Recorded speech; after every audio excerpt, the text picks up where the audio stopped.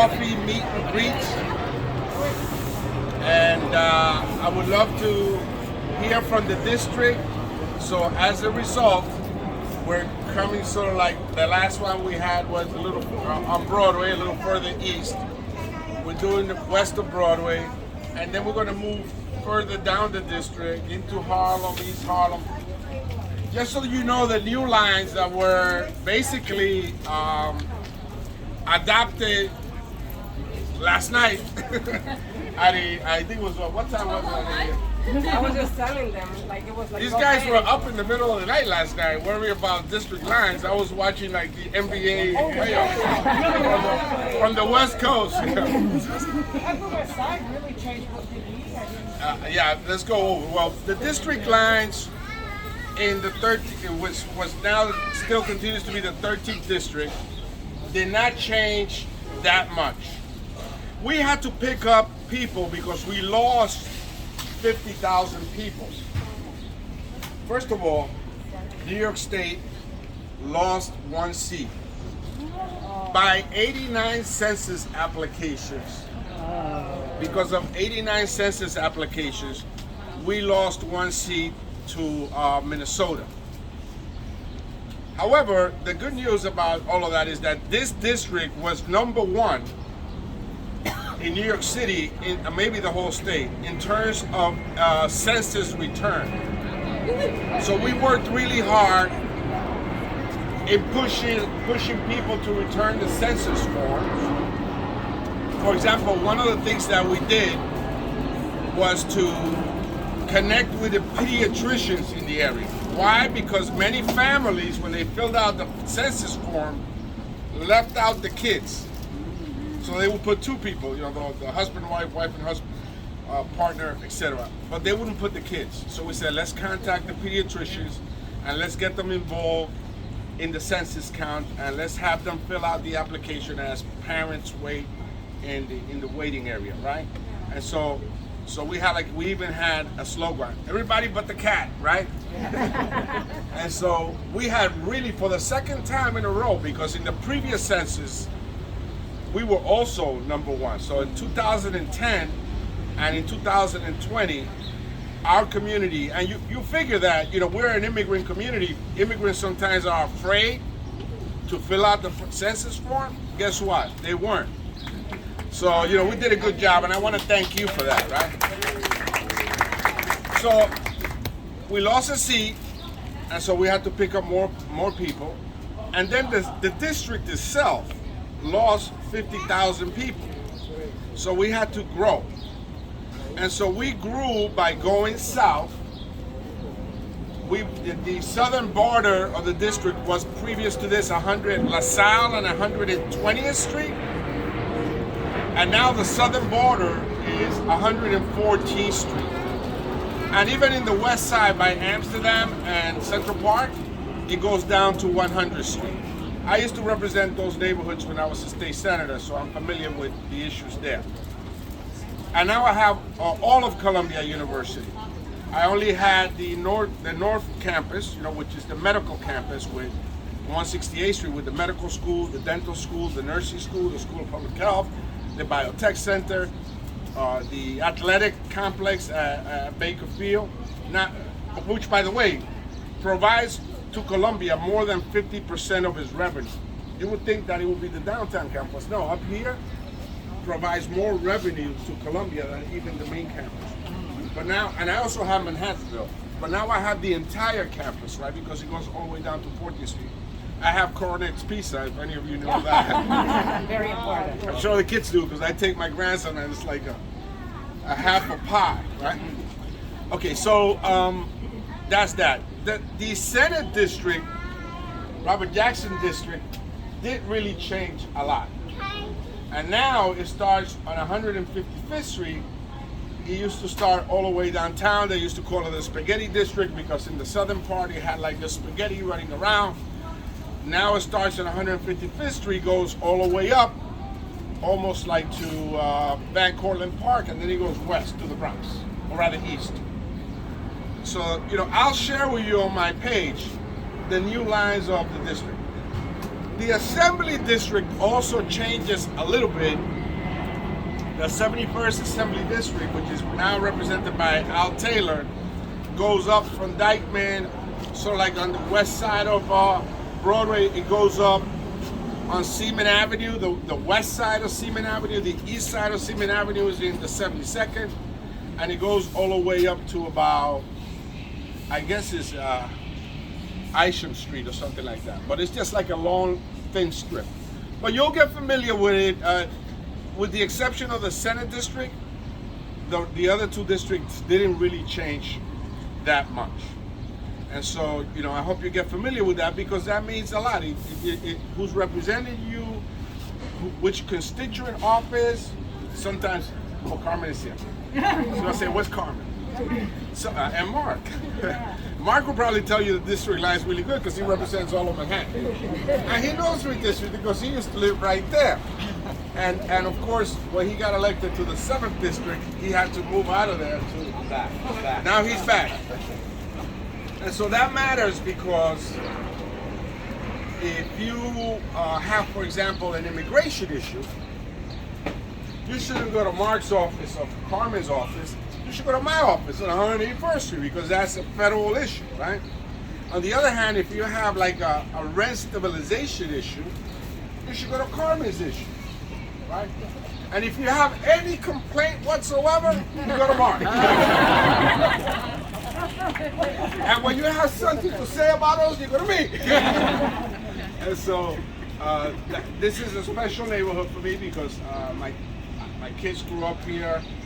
I kind of like grew up here. I moved to 181st in Cabrini the day I graduated high school. I thought I was going to go party downtown. My father had the moving truck outside the building. When literally, we lived with my grandmother in a big 4-bedroom apartment. My father said, we're not going to get our own apartment until I put you guys through high school. I was the youngest one. On the day I graduated, the moving truck was out there. And so we moved to 181st Street, and my kids were born there, and they went to 187th Street. My mother still lives on 181st Street right there. My daughter has my own apartment. I want it back, but she won't give it back. All right, so anyway, so we're here to hear from you, and for me to tell you some of the things that we've done in Congress. As you know, we're in like a historic fight. Every 4 years you hear this is the biggest election of our lifetime, right? I mean, you heard it last time around, which there was some legitimacy to that claim, because we wanted to change the course of the nation by taking out number 45, right? And we did that, right? We did that, even though, you know, he's still lying about the results, right? And now and then January 6th came along, and we saw what happened there. It's an assault against democracy, and really a horrible insurrection. Criminal at its very roots, I say. Because if you're going in there, and bipartisan, by the way, in the sense that they were asking to hang Mike Pence and to kill Nancy Pelosi. I never heard, you know, like, and these guys were going in there, and they were very close to harming physically, and in fact they were. Several people died, including Capitol Police officer. So now we're in a fight about Roe versus Wade, a woman's right to choose. Right? We're really in a fight about that, which is not just confined to that, but is confined to other rights. Racial marriage, reproductive rights. You hear even in some states people saying that immigrant kids should not have access to public education. I sit on the Ed and Labor Committee. We were at a public hearing last week, and some nut job from, I'm not going to say the state, Texas. You go. You know, he just is going on about kids and public schools. Yeah. And I say, the height of hypocrisy, I kind of like poke him, and he really went like real nut job. Like, he was talking about kids and the emergency room, denying them services, public school education. I said, and sanctuary cities. And I said, well, if a sanctuary city is that a mom could go to a public school without fearing that the principal is going to call the cops on her, yeah, then we're a sanctuary city, right? If a sanctuary city is like a grandma could go to the emergency room without the fear that they're going to call Homeland Security, then yes, we are a sanctuary city, right? If a woman is a victim of domestic violence, she should be able to go to the precinct and report the batterer without the fear of any repercussions. And so if that's a sanctuary city, then yes, that's what we are, right?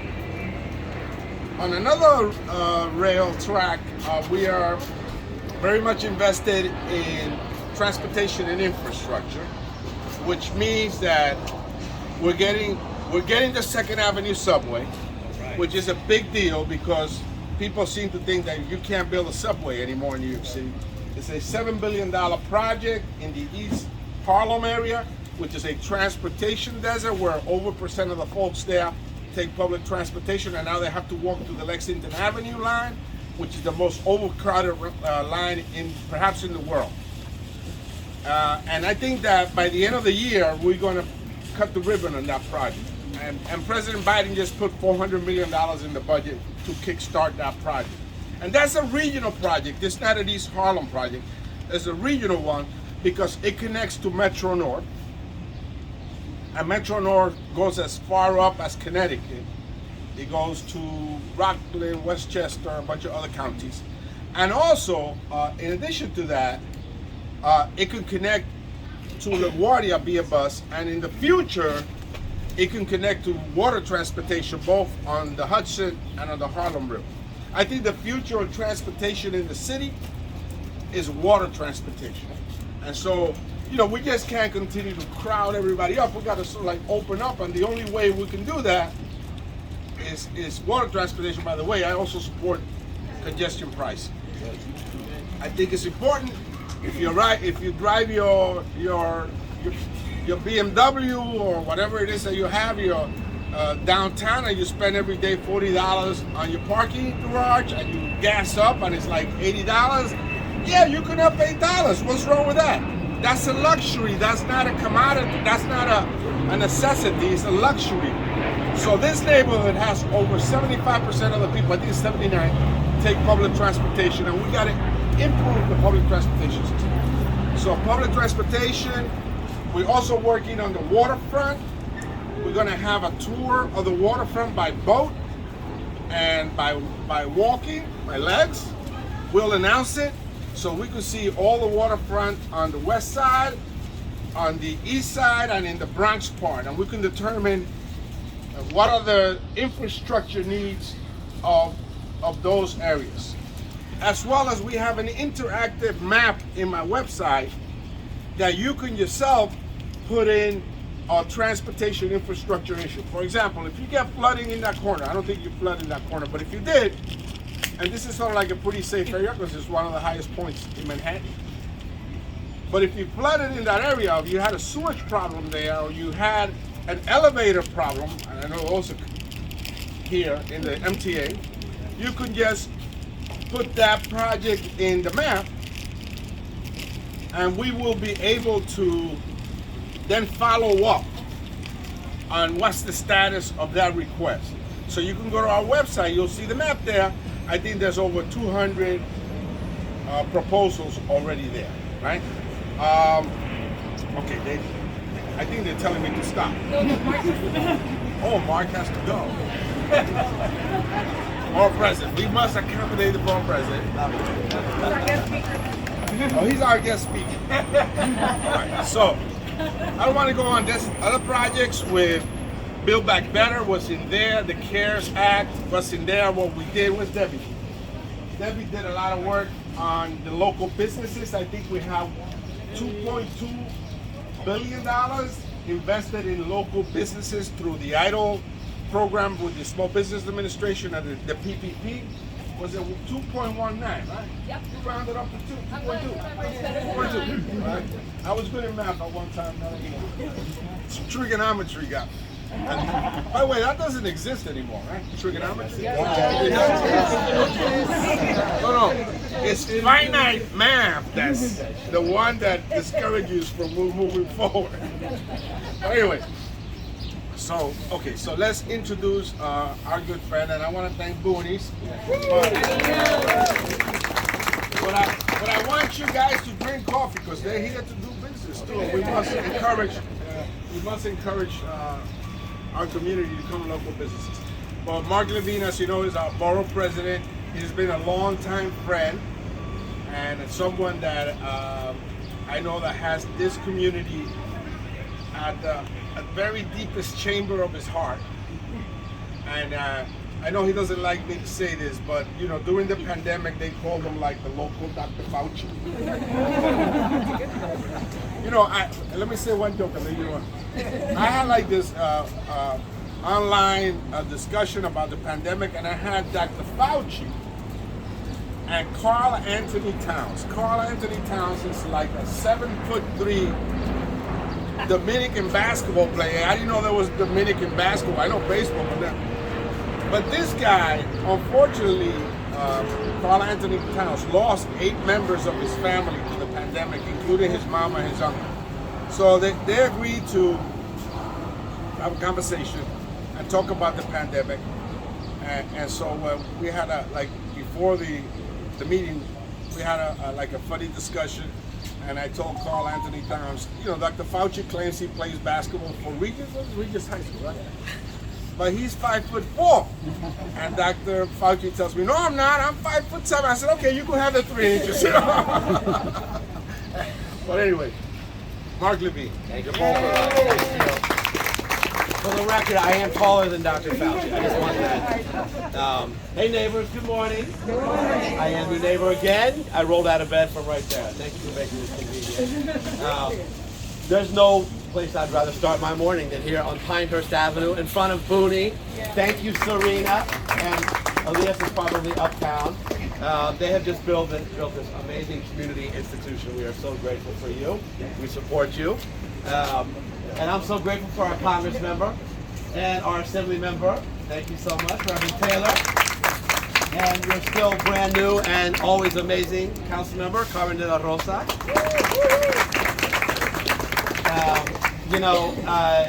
The Congress member was very nice about my role in the pandemic. I have to say that in the toughest days back in 2020, when a lot of politicians were scared to call for any kind of aggressive measures, the Congress member didn't take a poll. He didn't put his finger in the wind. He immediately called for the shutdowns we needed in spring of 2020, and I'm incredibly grateful for that leadership and that bravery. And he's continued throughout the pandemic to stand up for good public health without looking at the politics. So can we applaud for Congressman? And of course now we got monkeypox. We're not going to talk about that this morning, but we got one case at Bellevue. The short version is masks still help you. One more reason to protect ourselves indoors, in subways, and even outside. I can't think of anyone I would rather have representing us in the House of Representatives right now to take on Republican attempts to roll back reproductive rights, to roll back immigrant rights, to roll back even the right to marry who you love, than Adriano Espaillat. He has been fearless in standing up early and vociferously for the progressive cause in Congress. One of the first, I think, 6 members of Congress to call for the impeachment of, I hate to say his name, Donald Trump. An early and consistent supporter of Medicare for all, of the Green New Deal, of a path to citizenship for immigrants. And I'm really proud to see him on MSNBC and CNN fighting for us every single day. So happy to be out here. Yes, applause for him. I now represent the whole borough, and I have to be on Roosevelt Island at 11, so I sadly have to go.